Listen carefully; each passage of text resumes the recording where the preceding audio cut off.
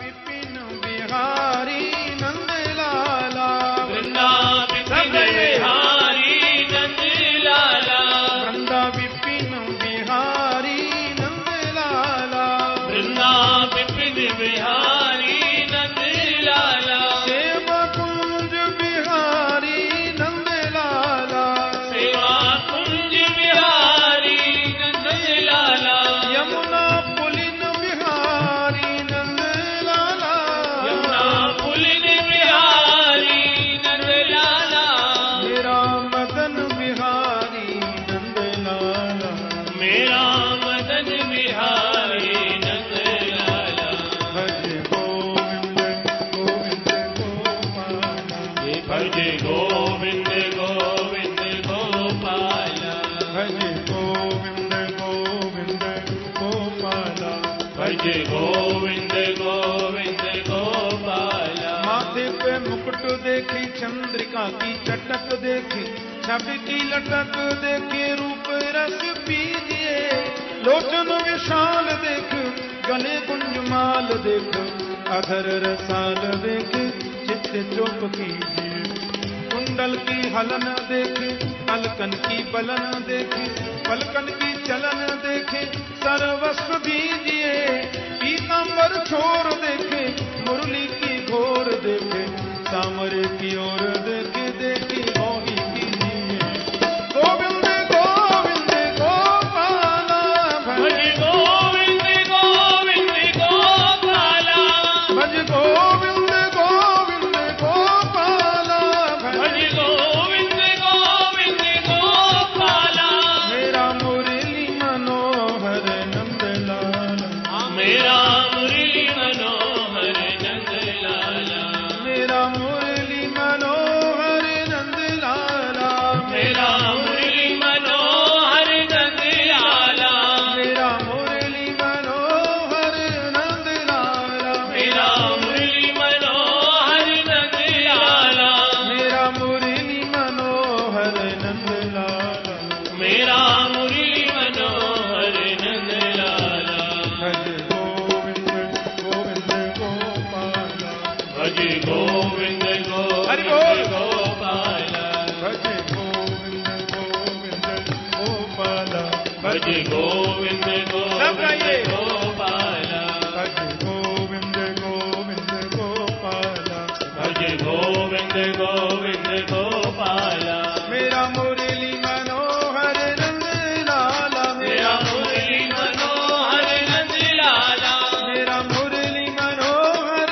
नंद लाला, मेरा मुरली मनोहर नंद लाला, मेरा मुरली मनोहर नंद लाला, मेरा मुरली मनोहर नंद लाला, भज गोविंद गोविंद गोपाला, भज गोविंद गोविंद गोपाला, भज गोविंद गोविंद गोपाला, भज गोविंद गोविंद गोपाला, गोपाला गोपाला गोपाला गोपाला गोपाला गोपाला गोपाला गोपाला गोपाला गोपाला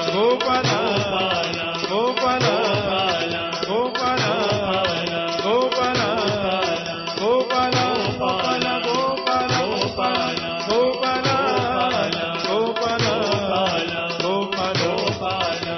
गोपाला गोपाला गोपाला गोपाला गोपाला गोपाला गोपाला गोपाला गोविंद गोविंद गोपाला, भज गोविंद गोविंद गोपाला, भज गोविंद गोविंद गोपाला, भज गोविंद गोविंद गोपाला।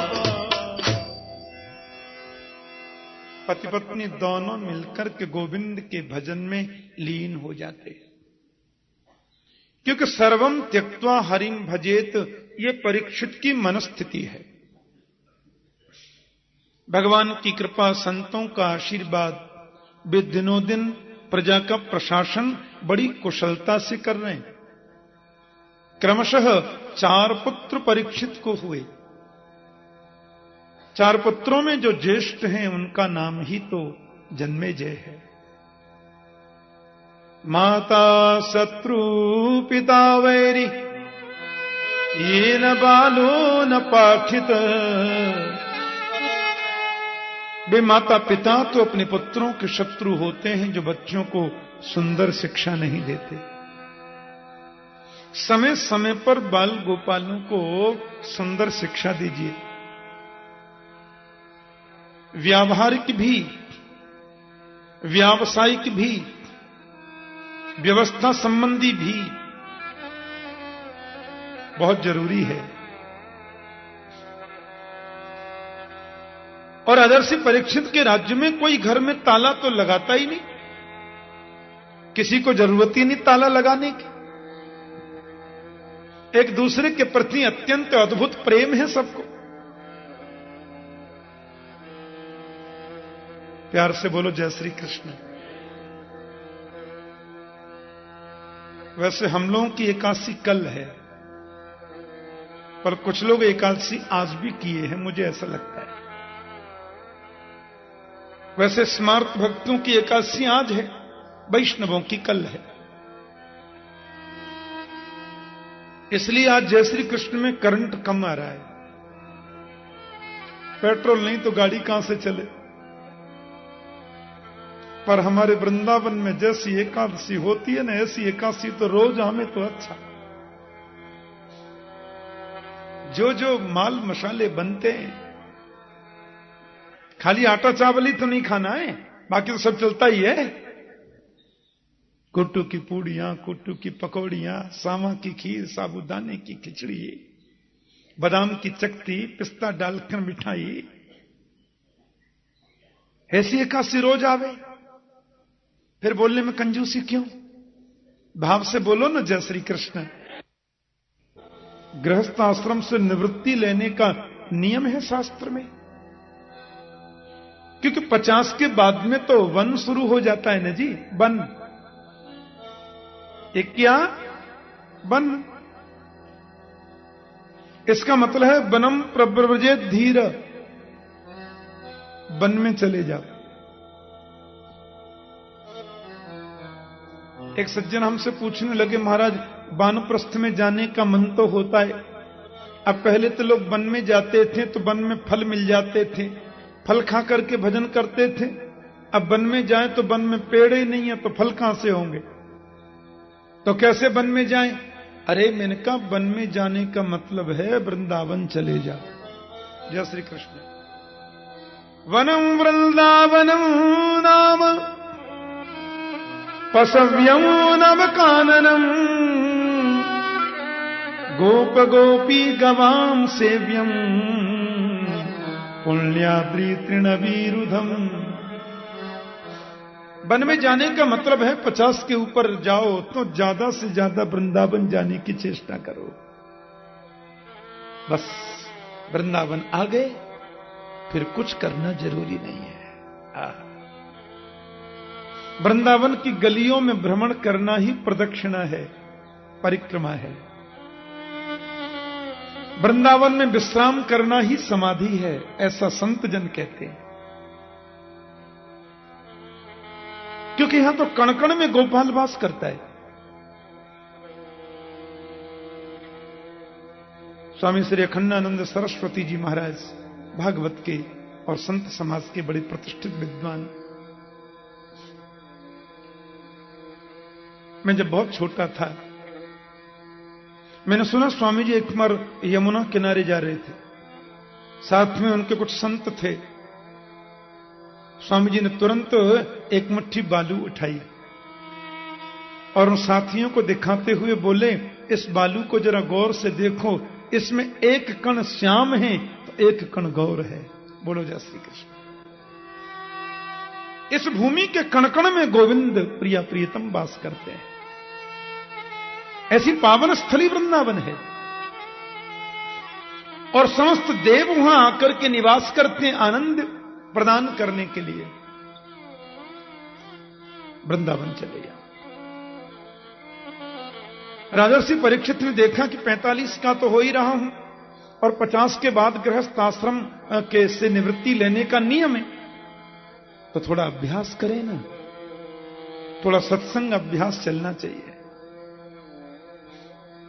परीक्षित महाराज ने आज अपने खजाने में प्रवेश किया और खजाने में जाकर के देखा तो एक बड़ा सुंदर सुवर्ण मंडित मुकुट है, और मुकुट को परीक्षित ने उठाया, सिर पे रख लिया। मेरे बाबाओं के समय का मुकुट है, चलो आज यही पहन लेते हैं। 10 सैनिकों को साथ में लेकर के चले गए सुदूर वन में। यह भाव था थोड़ा भ्रमण भी होगा और किसी संत का दर्शन करेंगे, वन में थोड़ा सत्संग करेंगे। अब हुआ ऐसा कि वो तो घोड़ा तेज ज्यादा हो गया, नितांत निर्जन वन आ गया, और एक जगह पर ऐसी कुछ तिराही चौराही सी आई कि वो कोई किधर निकल गया, कोई किधर, परीक्षित बिल्कुल अकेले पड़ गए और इनका घोड़ा नितांत वन में चला गया। वहां जाकर के परीक्षित महाराज ने एक विचित्र दृश्य देखा। ध्यान से सुनना। एक पैर से कोई बैल खड़ा है, एक ही पैर है, और बैल के सामने गौ माता खड़ी है। ये बैल स्वयं धर्म है।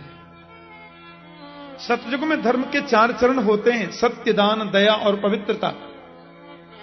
त्रेता आते आते उसके 3 पैर रह जाते हैं, सत्य, दान और दया। द्वापर में 2 ही चरण रह जाते हैं, सत्य और दान। पर कलयुग आते आते धर्म का एक ही पैर सुरक्षित रहता है, और वो है सत्य। इसलिए तो गोस्वामी जी कहते हैं, धर्म न दूसर सत्य समाना। कलयुग में तो धर्म सत्य में ही प्रतिष्ठित है, वही एकमात्र स्तंभ बचा है। और उसके सामने जो गौ माता खड़ी खड़ी बैल को देखकर रो रही है, वो साक्षात पृथ्वी है। ये दोनों रो रहे हैं। पृथ्वी रूपा गाय रोती है और बैल उसको समझाता है कि कश्चिद भद्रे रामयमात्मनस्ते भिक्षायासीं लायते सन्मुखेन आलक्ष्ये भवतीमन्तराधिं दूरे बंधुम सोचसी कंचनांब। माता क्यों रोती है आप तो करुणामयी है ना, मातृ रूपा है। आपका कोई बंधु आपको छोड़कर चला गया, जिसके वियोग में रोती हो? या फिर पादैर न्यूनम सोचसी मेक पादम, आप इसलिए भी रो सकती हैं, मुझे लगता है कि बैल तो 4 पैरों का ही अच्छा लगता है, मेरे 3 पैर किसी ने काट दिए, इसलिए आप में करुणा आ गई और आप रो रही हैं। मुझे एक पैर से खड़ा देखकर के आपको ऐसा लग रहा है। क्या बात है देवी, मुझे बताओ। परीक्षित ने कहा, बात क्या कर रहे हैं? प्रणाम, मैं परीक्षित। कौन है आप? आपके 3 पैर किसने तोड़े? मेरे राज्य में आकर के धृष्टता करने की हिम्मत किसकी हुई?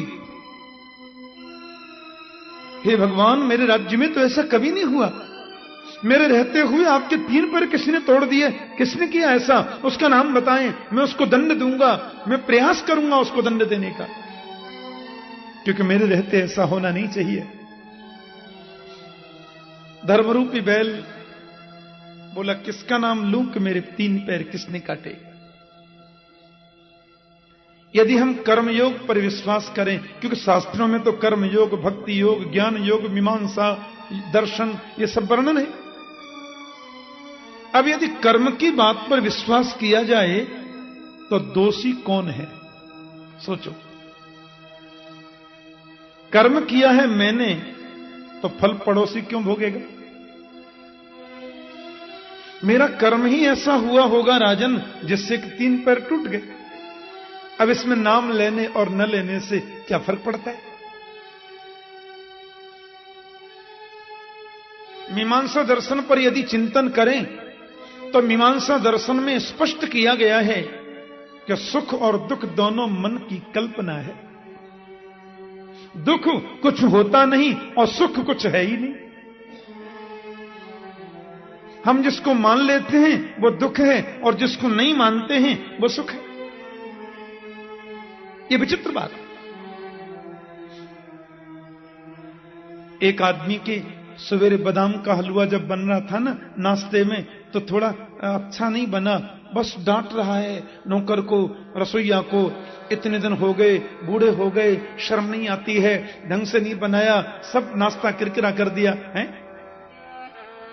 और एक आदमी के घर में यदि सब्जी बन गई आज, तो पूरा परिवार खुशी के मारे झूम रहा है, आज हमारे बच्चे सब्जी के साथ में भोजन करेंगे। बताओ क्या है सुख और क्या है दुख।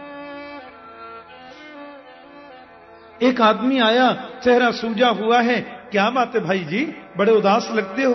क्या बताऊं महाराज, रात में लाइट नहीं जली, और लाइट नहीं जली तो फिर वो एसी नहीं चला, एसी नहीं चला तो मैं तो बिना एसी के सो सकता नहीं महाराज, सो नहीं पाया। एक आदमी बिना एयर कंडीशन के सो सकता नहीं, और एक व्यक्ति खेत पर काम करते करते खेत की मेड़ पर हाथ की तकिया लगाई गहरी नींद में सो जाता है। बोलो क्या है सुख और क्या है दुख। एक आदमी कितने कितने प्रयास करता है। बंबई में 21वें माला में एक परिवार रहता है, वो महिला बोली मुझे मच्छर बड़ा तंग करते हैं। उनके पति बोले देख लो इनके लिए 21 माला पे भी मच्छर आ जाते हैं, और मैं प्रथम तल पर भी सोऊं तो भी कोई तकलीफ नहीं होती। क्या है सुख और क्या है दुख बताओ। एक आदमी 10-5 लाख रुपए इधर से उधर हो जाए तो कोई फर्क नहीं पड़ता, और एक आदमी को 10-20 रुपए का ही फर्क पड़ जाए तो हार्ट अटैक आ जाता है। क्या है सुख और क्या है दुख। एक आदमी बिना मखमल के गद्दे के सो सकता नहीं है, और एक व्यक्ति बालू में सो जाता है। गिरिराज की तरहेटी में देखो, एक संत मैंने देखे गिरिराज तरहेटी में, वो महाराज 21,108 परिक्रमा दे रहे हैं दंडवती। एक जगह पर 21,108 बार उठते हैं, बैठते हैं, लंबे साष्टांग होते हैं। मैं दंग रह गया। मैंने कहा कितने दिन हो गए आपको। बोले 27 बरस तो हो गए, अभी आधी नहीं हुई। बोलो जय श्री कृष्ण। 27 वर्षों में आधी परिक्रमा नहीं हुई। एक जगह पर 21,108 बार दंडवत करना, फिर आगे बढ़ना। उन्होंने बताया कि 7-8 दिन में मैं 1 मीटर चल पाता हूं। 7-8 दिन में भी 21,108 नहीं हो पाता एक जगह। मैंने कहा सोते कहां हैं। बोले इधर ही टाट बिछा के सो जाता हूं। मैंने कहा बाबा और। बोले बगल के गांव में ब्रजवासियों के घर से मधुकरी मांग कर ले आता हूं, इधर ही खाया, सरोवर का पानी पिया, यहीं सो जाता हूं। मैंने कहा और कोई आगे पीछे बारिश। बोले बारिश तो गोवर्धन नाथ है। मैंने कह दिया है कि मर जाऊं तो पूरी परिक्रमा मुझे घसीटना, और घसीटते घसीटते सारे शरीर को रज में मिला देना, बात खत्म। क्या है सुख और क्या है दुख। ये हमारे मन की कल्पना ही सुख है और कल्पना ही दुख है। हमारी मान्यताएं ही सुख और दुख को जन्म देती हैं। और महर्षि वेदव्यास के वेदांत दर्शन पर यदि हम विचार करें तो मां तो सब बात ही खत्म। महर्षि वेदव्यास का वेदांत दर्शन कहता है कि शरीर जन्म लेता है, शरीर बड़ा होता है, शरीर मोटा होता है, शरीर लंबा होता है, आत्मा न जन्म लेती है, न मरती है, न मोटी न पतली। तो पैर ही तो कटे हैं, मैं तो पैर हूं नहीं। कट गए तो कट गए, जुड़ गए तो जुड़ गए, क्या फर्क पड़ता है। परीक्षित ने कहा हे भगवान, ये तो महान पुरुष है, ये तो साक्षात धर्म है। राजा परीक्षित उनके चरणों में गिर पड़े और प्रणाम करके बोले मैं अपने स्तर से प्रयास करूंगा, दंड तो मिलना चाहिए जिसने आपको कष्ट दिया। वो चले ही होंगे कि काला काला आदमी आया, लंबी तकड़ी भुजाएं, काला चेहरा, बड़ा विकराल शरीर, एक पैर से खड़े हुए बैल के उस पैर को भी तलवार से तोड़ना चाहता है। ये काला पुरुष ही तो कलयुग है। यानी कि कलयुग नहीं चाहता कि धर्म का एक भी पैर सुरक्षित रहे। कथा में बैठने पर आपको नींद आवे तो समझना कलयुग गड़बड़ी करता है। वो नहीं चाहता कि आप सुने। कथा में बैठने के बाद बार बार आपका मोबाइल बजे तो समझो कलयुग इसमें घुस गया। वो नहीं चाहता कि आप कथा सुने। कथा में बैठने पर बार बार आपके मन में ये विचार आवे, क्या बताएं, महाराज जी ने सूचना भेजी थी, सुनने तो आ गए कथा, घर में बहू अकेली है, कहीं सब्जी न बिगाड़ दे, दाल न बिगाड़ दे, ये न कर दे, वो न कर दे। ऐसी फालतू बातें सत्संग में बैठने पर आपके मन में ज्यादा आए तो समझो कलयुग घुस गया। वो चाहता नहीं कि आप सुने, क्योंकि वो तो धर्म के एक पैर को भी रखने देना नहीं चाहता। राजर्षि परीक्षित मारने के लिए दौड़े, कौन हो तुम, और हम तुम्हें दंड देंगे, हम तुम्हें छोड़ नहीं सकते, तुम्हारी हिम्मत कैसी हुई मेरे राज्य में आने की। और मारने के लिए जैसे महात्मा परीक्षित दौड़ लगाए, उसने तो मुकुट इनके चरणों में गिर दिया, गिर पड़ा, महाराज महाराज त्राहिमाम। पांडवों ने पहली बात क्या बताई थी परीक्षित को, कि शत्रु भी शरण में आ जाए एक बार तो माफ कर देना। न ते गुणाकेश यशोधराणाम बद्धांजलि भयमस्ति किंचित। अब तुम्हें डरने की बिल्कुल जरूरत नहीं है, क्योंकि तुम मेरी शरण में आ गए। लेकिन कौन हो तुम, ये बताओ।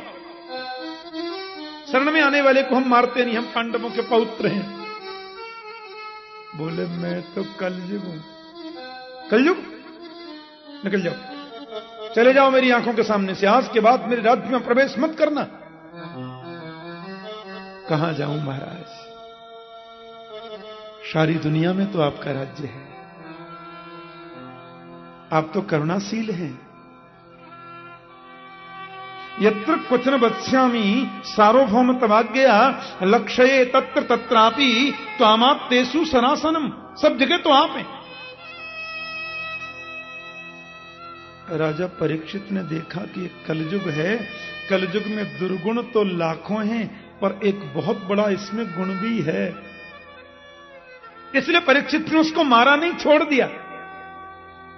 इसमें अवगुण है हजारों और गुण है केवल एक। कलयुग में अवगुण क्या है? अवगुण तो हम दिन रात देखते हैं, पर इसमें गुण क्या है कि यह कलयुग कर परम प्रतापा मानस पुण्य कोई नहीं पापा। कलयुग में मन में सोचने से भी पुण्य का फल मिल जाता है, लेकिन पाप का फल सोचने से नहीं, वो तो करने से ही मिलेगा। ये कलयुग की विशेषता है। यहां यदि पुण्य की बातें सोचेंगे भी तो कुछ परसेंटेज मिलेगा, पर पाप का फल सोचने से नहीं, करने से ही मिलेगा। मानस पुण्य कोई नहीं पापा कि कलयुग सम नहीं आन युग, जो नर कर विश्वास गाय राम गुण गन विमल भवतर भी नहीं प्रयास। कलयुग में सबसे बड़ा सद्गुण है कि गोविंद के विमल गुण गणों को गाकर व्यक्ति बिना प्रयास ही तर जाता है। इसलिए भगवान सुखदेव भी आगे कहेंगे कि कलैर दोष निधे राजन यस्ति एको महान गुण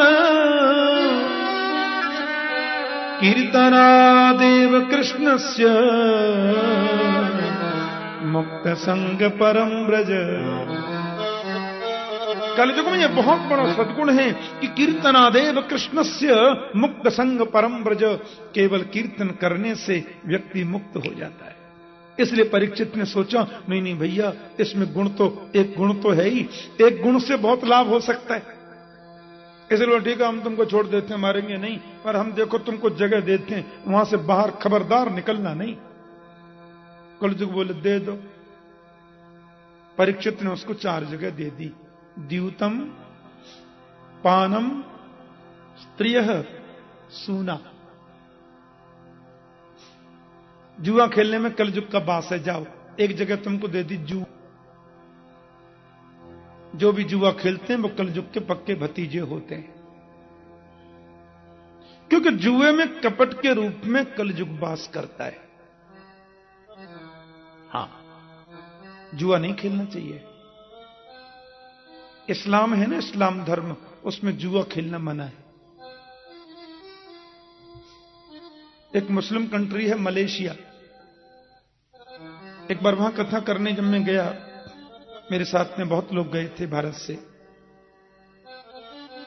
तो मलेशिया में कथा के बाद एक दिन जब वो लोग भ्रमण कराने के लिए मुझे ले गए, एक बहुत ऊंची पहाड़ी है। वहां पहाड़ी पर किसी चाइनीज व्यक्ति ने बहुत विशाल होटल बनाया है, और उस होटल में कैसीनो चलता है। कैसीनो माने जुआ घर। लेकिन उस कैसीनो के मैंने द्वार पर एक बोर्ड लगा देखा।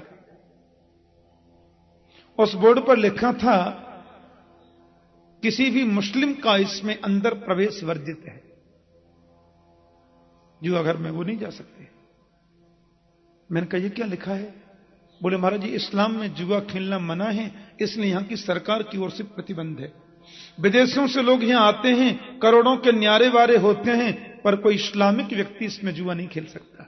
उस धर्म में जुआ खेलना मना है, ब्याज पर पैसे खाना मना है। इस्लाम में 2 बातें बड़ी विशेष हैं, क्योंकि जुआ बिना कपट के हो नहीं सकता, और कपट जो है वो कलयुग का रूप। वारे न्यारे हो जाते। अमेरिका में एक जगह अटलांटिका सिटी, तो न्यूयॉर्क में जब मेरी कथा पूरी हुई तो लोगों ने कहा कि थोड़ा सा समुद्र पर भ्रमण करा के लाएं, समुद्र किनारे वो भी नगर बसाए। इतना विशाल कैसीनो, हमारे भारतीय नगरों के नाम से उन बिल्डिंगों के नाम रखे। मैंने कहा, इसमें होता क्या है? बोले, खाकपति अंदर जाता है तो करोड़पति बन के निकलता है। कई बार करोड़पति जाते हैं तो किराए को पैसे भी नहीं रहते, ऐसा निकलता है। जुआ कपट का प्रतीक है, बर्बादी का प्रतीक है, इसलिए जुआ नहीं खेलना। जुआ खेलना मना है। द्यूतम, और परीक्षित ने दूसरा स्थान दिया पानम, यानी कि सुरापानम, शराब पीना। राम राम राम राम। मैंने अच्छे अच्छे पढ़े लिखों को देखा, AA में है, पर शराब की लत है।